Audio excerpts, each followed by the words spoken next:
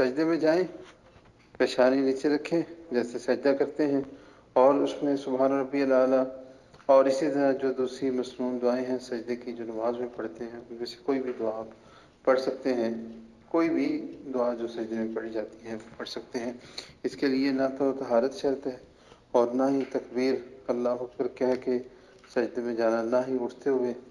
تکبیر کہنا ہے، بلکہ بعض علماء تو اس کو بدعت بھی کہتے ہیں تکبیر کہنا۔ اس طرح اس کی تشہد بھی نہیں ہے، اور وضو کی شرط اس لیے نہیں ہے کیونکہ صحیح مسلم کی حدیث ہے، رسول اللہ صلی اللہ علیہ وسلم جو ہے وہ بیت الخلاء سے واپس آئے تو آپ سے کے لیے کھانا کا وقت تھا، کھانا لایا گیا، تو آپ کو جب وضو کی یاد کروائی گئی تو آپ علیہ السلام نے فرمایا کہ جب میں نماز پڑھنے کا ارادہ کرتا ہوں تو وضو کرتا ہوں۔ تو وضو جو ہے وہ نماز کے لیے ضروری ہے، اور سجدہ شکر اسی طرح سجدہ تلاوت دونوں کے احکام ایک جیسے ہیں، تو ان میں کوئی بھی ایسی شرط نہیں ہے جو نماز کے لیے ہے۔